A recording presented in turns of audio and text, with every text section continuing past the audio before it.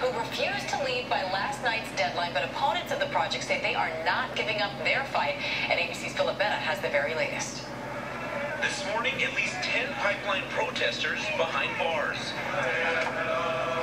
Officers taking them down and arresting them Wednesday for refusing to leave this North Dakota campsite. We're being forced out of our home right now.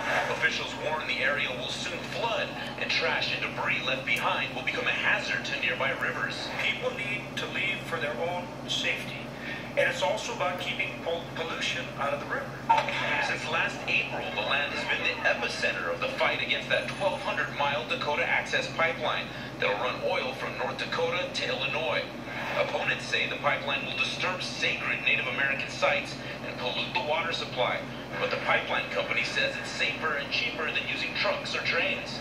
At its peak, the movement against the construction drew thousands of environmental activists, including celebrities like Susan Sarandon and Pharrell Williams.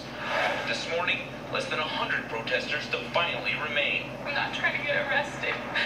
I'm not a criminal. The deadline to vacate the camp passed at 2 p.m. Wednesday. By then, some protesters had begun ceremonially torching parts of their own camp. One of those fires burning out of control, injuring a 7-year-old boy and a teenage girl.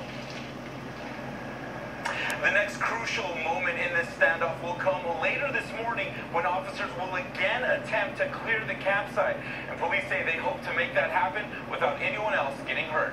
George? Let's hope so. Okay, Phil, thanks very much. Reading the latest now. In a stand your ground case from Florida where Curtis Reeves killed a man in a movie theater after an argument over a cell phone.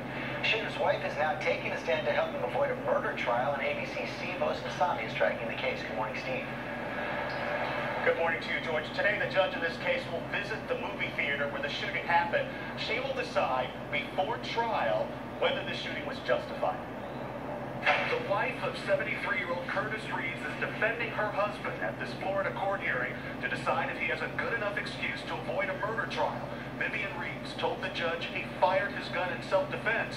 You're looking at Mr. Olson at that point, and you see him lunging forward. Is that correct? Yes, I saw that. And his whole upper body just came forward. And I thought that he was coming over. Reeves is accused of killing 43-year-old Chad Olson during an argument at this Tampa area movie theater in 2014. He's hoping to use Florida's controversial stand your ground law to avoid prosecution. Two men are seen arguing in this blurry surveillance video from the dark theater. That's Reeves at the bottom right of the screen. The court has already heard from doctors who say that Reeves is an old man with arthritis who had good reason to fear a physical fight with a man who was 6'3".